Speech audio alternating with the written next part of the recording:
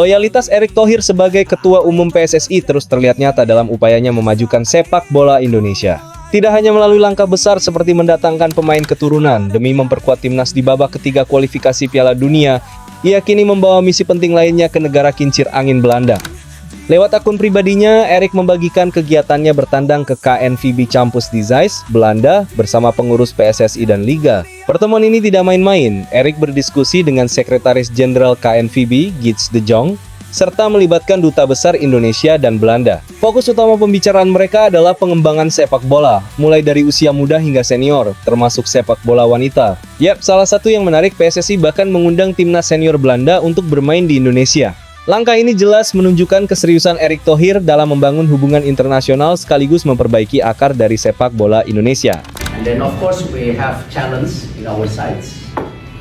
This is why one of discussion I have with President Jani, also President Sheikh Salman, and also some of our members actually, also our exco.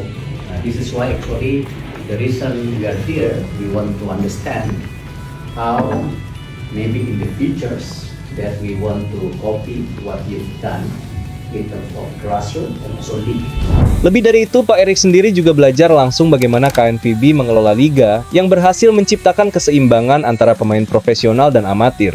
Bahkan, pertemuan dengan Nigel de Jong, legenda sepak bola Belanda yang kini menjadi Technical Director KNVB, memperkaya wawasan Erick tentang filosofi sepak bola. Dalam unggahannya, Erick mengapresiasi pengalaman dan masukan Nigel yang dinilai relevan untuk diterapkan di Indonesia.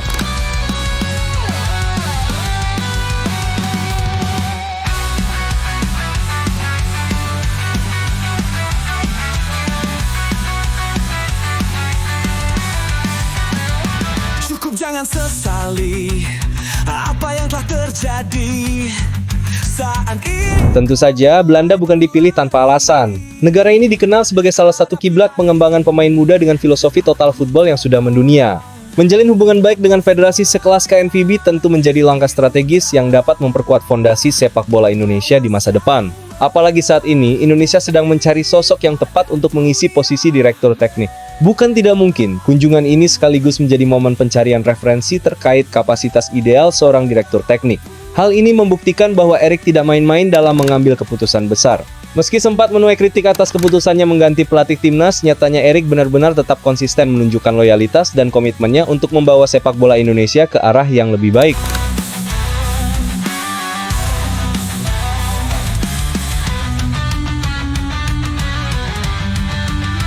Di sisi lain, nama Kevin Dix mendadak menjadi sorotan tidak hanya di Indonesia. Pemain diaspora Indonesia pertama yang akan merumput di Bundesliga ini memang baru saja menandatangani kontrak jangka panjang dengan Borussia Mönchengladbach hingga tahun 2030 nanti. Langkah besar ini tentu menjadi kebanggaan tersendiri bagi Indonesia, mengingat Bundesliga adalah salah satu liga terbaik di dunia. Namun yang tak kalah menarik adalah efek fans Indonesia yang mewarnai perjalanan Kevin di Borussia. Fans Borussia dibuat terheran-heran melihat lonjakan interaksi pada unggahan media sosial klub setelah Kevin diumumkan sebagai pemain baru. Salah satu postingan Kevin bahkan mencapai 427.000 likes dan ribuan komentar dalam waktu singkat. Seorang pengguna bahkan menulis, "The Indonesian effect is real," alias efek Indonesia itu nyata. Yap, tak heran, netizen Indonesia memang dikenal sebagai salah satu komunitas fans paling aktif di dunia. Kevin Dix kini menjadi bagian dari Borussia dan apapun perannya entah starter atau cadangan, tetap kita hargai keputusan pelatih dan klub. Yang terpenting, kita berharap Kevin bisa memberikan yang terbaik untuk Borussia dan juga timnas Indonesia ke depannya. Apa yang telah terjadi saat ini ku mulai berlari hadapi hari ini aku terbang bebas. Yap, di sela-sela jadwal pemotretan jersey terbaru timnas Indonesia kemarin, momen unik kembali terjadi. Salah satu YouTuber ternama Belgia, Celine Depp, hadir untuk membuat challenge bersama para pemain diaspora. Challenge sederhana berupa tepukan tangan terbaik ini sukses mencairkan suasana. Unggahan ini pun berhasil menembus 9,8 juta views. Dan yap, ini jelas Indonesia Effect memang benar adanya. Di mana tawa dan keceriaan pun tak lepas mewarnai interaksi fans Garuda di kolom komentar unggahan tersebut.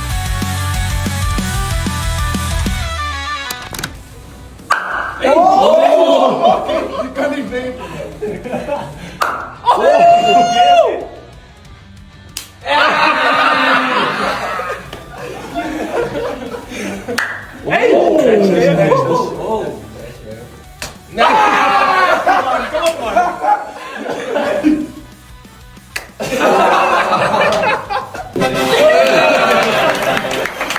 Hal ini menunjukkan bagaimana pemain diaspora kini semakin akrab dan menikmati peran mereka di timnas. Tidak hanya itu, perhatian YouTuber internasional juga menjadi bukti bahwa sepak bola Indonesia mulai dilirik oleh dunia. Ketika kebersamaan ini terus terjaga, bukan mustahil timnas Indonesia bisa tampil lebih solid baik di dalam maupun luar lapangan.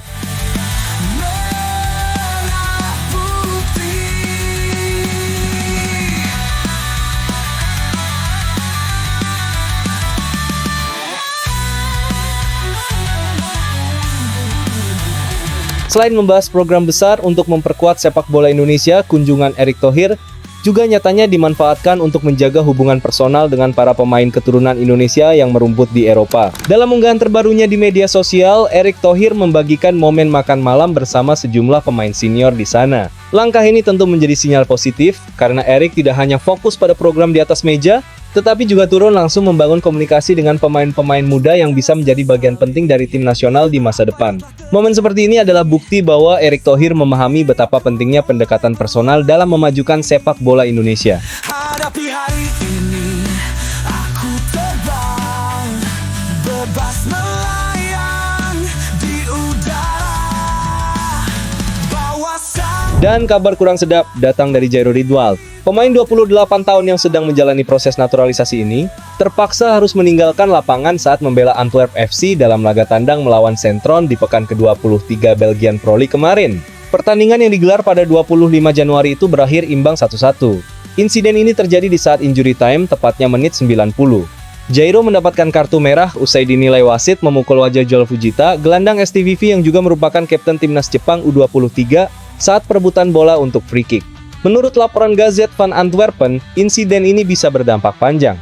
Selain harus absen karena kartu merah, Jairo juga terancam larangan bermain 3 laga, serta denda €3.500 atau kisaran 59 juta. Dan jika dihitung-hitung, Jairo baru bisa bermain lagi di pertengahan atau akhir Februari.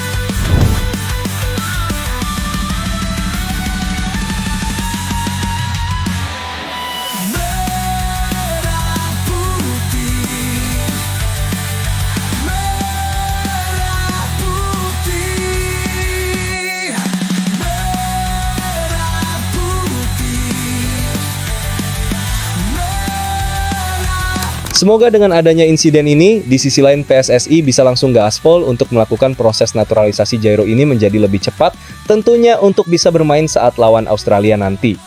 Dengan aksi Ketua Umum PSSI Erick Thohir yang menjalin kerjasama dengan Ken Vibi hingga dampak Kevin Dix di Bundesliga, Indonesia kini semakin menjadi sorotan di level global. Jadi dukung terus sepak bola Indonesia dengan cara yang positif bukan hujatan. Keep up Garuda and let the world hear our roar. Hadapi hari ini, aku terbang, bebas melayang.